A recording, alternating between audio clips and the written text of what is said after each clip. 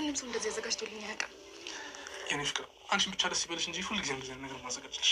እዚህ ቤት በመምጣቴ ሁሌ እንዳማረርኩኝ ነበረ። ግን ደግሞ እዚህ ቤት ባልመጣ ኖሮ አንተን የመሰለ ወንድ ኬትም አላገኝም ነበረ። አመሰግናለሁ። በቃ አንቁጭ ብለን ጠጣ ፍቅር። እሺ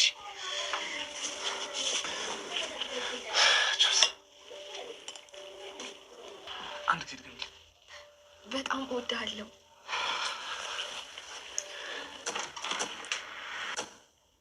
ሌባ እናንተ የእስከዛሬ ውስጥሽ እንደው ባጠፋቅን ዛሬ እንደዚህ ዘው ብለሽ ተገቢያለሽ። እና ቆይ ከፈለግኩስ መቀስ የፍቅር መቀስ ነሽ አንቺ ስታስጠላ። ከአንተ በላይ እኔ ነኝ። እሺ የደነገጥኩት። በቃ እኔ ልሂድ። የት ነው የምትሄጂው? ከሸፈ እኮ ነገሩ ነው ወይስ? ዳዊትና ህይወት እህትና ወንድም መሆናቸውን ባለመተዋወቃቸው ምክንያት እልል ያለ ፍቅር ውስጥ ገብተዋል። ዛሬ ላይ ዳዊት ከወትሮ በተለየ አበባዎችና ወይኒ በማዘጋጀት ሰርፕራይዝ አድርጓታል። እሷም ይህንን አድርጎልኝ የሚያውቅ አልነበረም፣ ዛሬ ግን እጅግ በጣም ደስ ብሎኛል እያለች ፍቅሩንም እየገለጸችለት ትገኛለች። ዳዊት እህቱን ነፍሰ ገዳይነሽ ያገኙት ወረቀት ያረጋግጣል እያለ እየከሰሳት ይገኛል። ሰላም ጤና ይስጥልን ውድ የቻናሌ ቤተሰቦች እንደምናላችሁ በያላችሁበት በዓለም ዳርቻ ሰላማችሁ ይብዛ እያልኩኝ ዛሬ የህይወት መንገድን ክፍል 50 የምናይ ይሆናል። ዳዊት ከወደ ውጭ በሚመጣበት ሰዓት ተጥሎ ወረቀት ያገኛል። ታዲያ ይህ ወረቀትም ሳሮን ነፍሰ ገዳይ እንደሆነችና በአስከሬን ምርመራ እንደተረጋገጠ የሚነገር ወረቀት ነው። እጅግ በጣም ተበሳጭቶ እሷ ላይም ወረወረላት። የምሰማው ነገር እውነት ነው ወይ? መርከቡ የሚባል ሰው ገድለሻል ወይ? ይላታል። ሳሮንም እየተርበተበተች ድርጊቱን እሷ እንዳልፈጸመችውና የስራ ባልደረባዋ እንዳደረገው እየነገረችው ነበር። ዳዊትም እጅግ ተበሳጭቶ እንዴት አፍንጫችን ስር ተቀምጠሽ እንደዛ አይነት መጥፎ ስራ ትሰሪያለሽ? እመኚኝ እውነታውን ላረጋግጥና ወደ ፖሊስ ወስጄ ነው አንጠልጥዬ የምሰጥሽ እያላት ነው። ሳሮንም ምንም አይነት ከድርጊቱ እንደሌለችበት ሸምጥታ እየካደች ነው። ታዲያ እመኚኝ እውነታውን የደረስኩበት ሰዓት ለእናቴ ነው የምነግርልሽ እያላት ነው። እሷም ሌላውን ሁሉ ብትፈድለኝ እናቴን ግን እንድትነጥቀኝ አልፈቅድልህም፣ የሳሚያንሶኝ አንተም ተጨመርክ እያለች በጩኸት ማሽር እያቀለጠች ነው። ዳዊትም እንዴት ስትሰሩ ያልከበደሽ እማዬ ስትሰማው ሊከብድሽ ቻለ እያላት ነው። በዚህ ሁኔታም የእህትና የወንድም ጭቅጭቃቸው ቀጠለ። ታዲያ የሳሮን ክፋት የታወቀባትና አሁን ላይ ቤት ውስጥ ባይታወር የሆነችው ሳሮንም ወረቀቱን ይዛ ልትነሳ ስትል ይህ ወረቀትማ ልሰጥሽ አልችልም ከኔ ነው የሚቆየው ይልና ወረቀቱን ይቀማታል። እሷም ተነስታ ወደ ክፍል ትገባለች። ሚኪ ሳሮንና ዳዊት ሲጨቃጨቁበት ስለቆዩበት ጉዳይ ሲከታተላቸው ቆይቷል። ታዲያ የምን ወረቀት ነው በማለት ዳዊትንም ጠይቆት ነበር። ዳዊት ምንም አይደል ብቻ በጥንቃቄ መቀመጥ ያለበት ወረቀት ነው በማለት ስለ ወረቀቱ ምንነት ሳይገልጽለት ወደ ክፍል ይዞት ገብቷል። ታዲያ ወደ ውጭ በመውጣትም ሩትን የሚፈልገው መረጃ ከዳዊት እንዳለና ያጎቱ የአስከሬን የምርመራ ወረቀት እንደሆነም ይነግራታል። እንዴት ዳዊት ሊያገኘው ቻለ?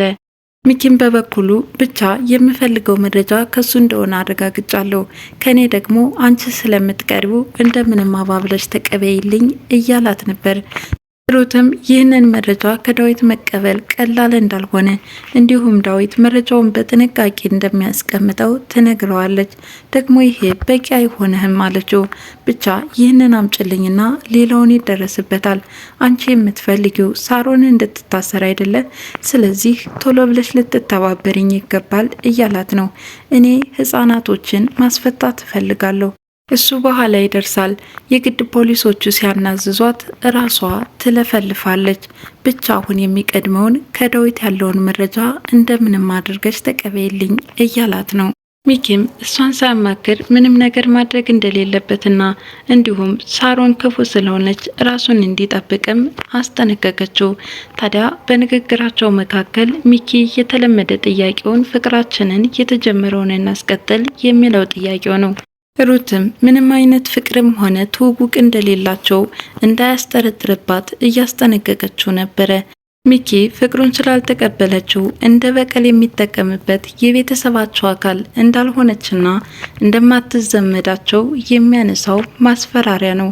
ታዲያ እሷም የመጣውበትን ዓላማ ረስተኸዋል መሰል አለች። ሚኪም ፍቅር ይዞሽ ያውቃል በማለት ጥያቄውን አስከትሎ ነበር። ሩትም ለዚህ ጥያቄው ከመመለስ ይልቅ ጥላ መሄድ ተገዳለች። የህይወትን ልጅ ሩት እንዳሸሸቻት ለሳሚ ስልክ ተደውሎ ይነገረዋል። የዚህን ጊዜ እንዴት አልጠረጠርኩም ተሸውጃለሁ ማለት ነው፣ ሩት ሸውደሽኛል እያለ ብቻውን በንዴት እየሄደ ነበር። ሚኪ ህይወትን የድሮ የቃቃ ሚስቴ ትመስያለሽ እያላት ነው። ህይወትም ሩት ማለትህ ነው እንዴ? ምን ማለትህ ነው አለችው። ለካ ሩትን ነው አለ እሱም በመደናገጥ። ታዲያ ትናንትና አብራችሁ ስትሄዱ አይቻችኋለሁ፣ በጣም ደስ ይላል፣ ግን ደግሞ እንዳትጎዳት ተጠንቀቅ፣ በሩት ቀልድ የለም አለችው። አይ መዋደዳችሁ በጣም ደስ ይላል፣ ግን አንቺ እንዳሰብሽው አይደለም፣ ምንም የተፈጠረ የለም አለችው። በወሬያቸው መካከል ሳሚ ይመጣል። ሩት የት ናት አለ። በሰማው ነገር በጣም ተናዷል። ታዲያ ወደ ውስጥ ወደ ጓዳ በመሄድም እጇን እየጎተተ ይወስዳታል። ወደ ውጭም ካወጣት በኋላ ህፃኗን አንቺ ነሽ አይደል የወሰድሻት? ለምንድነው ይሄን የሰራሹ? እኛ ወላጆቿ እያለን አንቺ ምን አገባሽ እያላት ነው። ዝም ብለ ነው የምትወነጅለኝ ወይስ በማስረጃ? ሩትም ቀስበል ህይወት ትሰማናለች፣ በዚህ ሁኔታ ካንተ ጋር ማውራት አልችልም አለችው። ስለዚህ እውነት ነው ማለት ነው። በእኛ ልጅ አንቺን ማን ወሳኝ ያደረገሽ? ደግሞ ስለምን ለህይወት አምጥተሽ አልሰጥሻትም አለ። ሩትም ስለ ልጅቷ ምንም አይነት መረጃ እንደሌላትና ባይሆን እሱ ያለችበትን ካወቀ እንዲነግራት በህይወት ላይም መጥፎ ነገር እንደማታስብ ትነግረዋለች። ሳሚም ተንኮል አስበሻል ማለት ነው፣ ከነበረችበት ቦታ አንስተሽ ወደ ሌላ ቦታ ልታዛውሪያት አስበሻል ማለት ነው አላት። ሩትም በጣም ተበሳጨች። ያንተና የሳሮን ነገር በጣም ሰልችቶኛል በማለት ትታው ትገባለች። ዳዊትና ህይወት በሚያሳዝን ሁኔታ በፍቅር እየተገባበዙ ነው። እንግዲህ እህትና ወንድም ያልተዋወቁት በተለያየ አቅጣጫ ያደጉት፣ ነገር ግን አጋጣሚዎች አገናኝቷቸው ከአንድ ቤት ኑሯቸውን የቀጠሉት አሁን ላይ ወደ ፍቅር ተንደርድረዋል። አበባዎችን በማዘጋጀትና ወይን ቀርተው ቸርስ እየተባባሉ ይገኛሉ። እንደዚህ አይነት ነገር ማንም አዘጋጅቶልኝ አያውቅም።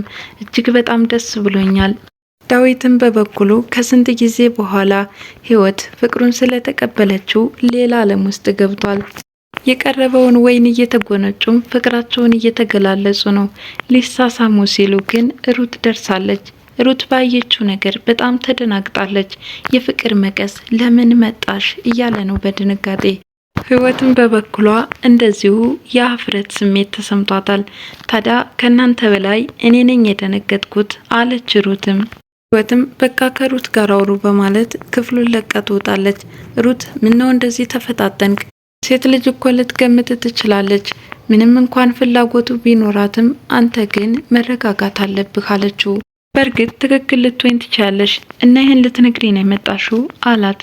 አዎ ይህን ልነግርህ ነው፣ ባክሽን ውጭልኝ በማለት ክፍሉን ለቃ እንድትወጣ ያደርጋታል። ሳሮን ህይወትን ሻይ አፍልታ እንድታመጣላት ታዛት ነበረ።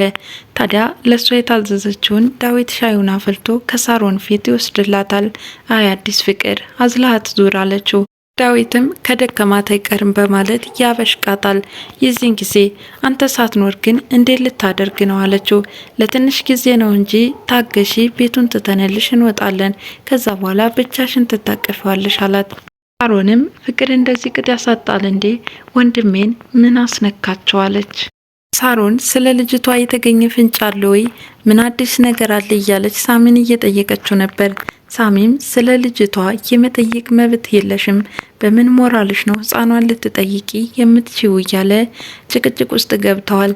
ታዲያ ወዲያውኑ ዳዊት መጥቶ ስለ ልጅቷ የምታውቀው ነገር አለ እንዴ? ቆይ ባልና ሚስቶቹ መቼም አላምናችሁም፣ ሳሮን ግን እጅሽ አለበት እንዴ እያለ ዳዊት እየጠየቃት ነው። ሳሚም እንደዛ ያልን መስሎህ ነው እንጂ እኛ ስለ ህፃኗ ያወራነው ነገር የለም። ዳዊትም እናንተ ባልና ሚስቶች የምትተባበሩት ለመጥፎ ነገር ነው አይደለ አለ። የዚህን ጊዜ ሳሮን መስመር እያለፍክ ነው ዳዊት፣ በልክ ብታደርገው ይገባል አለች እየተናደደች። ዳዊትም ለነገሩ እናንተን መጠየቄ ፋይዳ የለውም፣ ለማንኛውም በራሴ መንገድ አጣርቼ እደርስበታለሁ በማለት ትቷቸው ይሄዳል። እሷም የኛ አጣሪ ኮሚቴ ማጣራት ትችላለህ አለችው። ሳሮንም ራሷን እየቆለለችና እያገዘፈች ብቻዬን ሽነኝ ማንም አይጥለኝም ምድረ ደንቆሮ እያለች ብቻዋን እየተነጋገረች ነበር። ሰዓቱ ምሽት ቢሆንም ዳዊትና ህይወት ላይ ባየችው ነገር እጅግ በጣም አሳስቧታል። ውጭ ላይ ተቀምጣም እየተጨናነቀች ነው። ቅድም ሀገር ሰላም ብዬ ዳዊት ክፍል ስገባ ዳዊትና ህይወት በማለት ልትነግረው እየፈለገች ነበር። የዚህን ጊዜ ሚኪ በጣም ይደናገጣል። ዳዊትና ህይወት ምን ተፈጠረ? አብረው ተኙ እንዴ? በማለትም ይጠይቃል። እንደዛ ሳይሆን ሊሳሳሙ ሲሉ ነው የደረስኩባቸው። እባክሽን ይሄ ነገር አባትና ጉድ ሳይሆን በጊዜ ተናግረሽ ገላግሊያቸው፣ ካለዛ ከባድ ነው የሚሆነው። አስበሽው ነው እህትና ወንድም እያለ በሀሳቡ ጭልጥ ብሏል። ሩትም ይህን ነገር በግልጽ መናገር እንደ ከበዳትም ተነግረዋለች። እባክሽን የሳሮንን ነገር ለኔ ተይው፣ እነሱ ግን ሌላ ጣጣ ውስጥ ከመግባታቸው በፊት መናገር አለብሽ ይላታል። የዚህን ጊዜ እኔ አስጠንቅቄዋለሁ፣ እባክህ ለምንም ነገር አትቸኩል በማለት ዳዊትንም እንዳስጠነቀቀችው ተነግረዋለች። ይህ ነገር ዛሬ ባይፈጠር ነገ ላለመፈጠሩ ምን ማስተማመኛ አለ? በቃ የወረቀቱን ነገር እኔ ራሴ ጨርሳለሁኝ። የዳዊትና የህይወት ነገር ግን በጣም እየሰቀጠጠኝ ነው ይላታል። የሚያባብስብኝ እንጂ የሚያግዘኝ የለም። አሁን አየር መቀበል አለብኝ። በጣም ተጨናንቅ ያለው በማለት ወደ ውጭ ልትወጣ ስትል እኔም አብሬሽ እወጣለሁ አላት።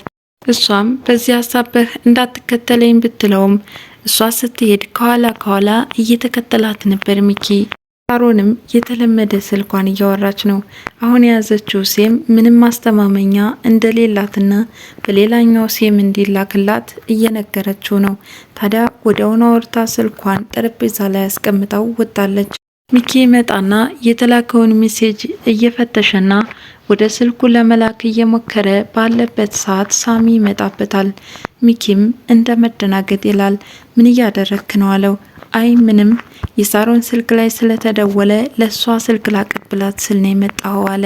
ሳሮንም ስልክ እንደተደወለባትና ሊሰጣት እንደሆነ ይነግራታል። ችግር የለም ይልቁንስ ይህን ሴም አስገባልኝ አለችው። ሳሚ ከሳሮን የስራ ቦታ ሄዶ ነበረ። ያየው ነገር አላስደሰተውም። የስራ ባልደረቦችሽ በጣም ፈጣንና ቀልጣፋ ናቸው፣ ነገር ግን ብዙ ያላስደሰተኝ ነገር አለና ምን አለ ብትተይው አላት። ስራ የሌለው ባሌ ስራዬን ተይዋለኝ እያለች እየተደበች ነበረ። ሚኪ ከሳሮን የላከውን ሜሴጅ እየተመለከተ ሳለ ሳሚ መጥቶ እሺ ጎረምሳው ከሳሮን ምንድን የወሰድከው እያለ እየጠየቀ ነበር። ፕሮግራሙ የተቋረጠው የህይወት መንገድ ክፍል 50 ይህን ይመስላል። ቀጣዩን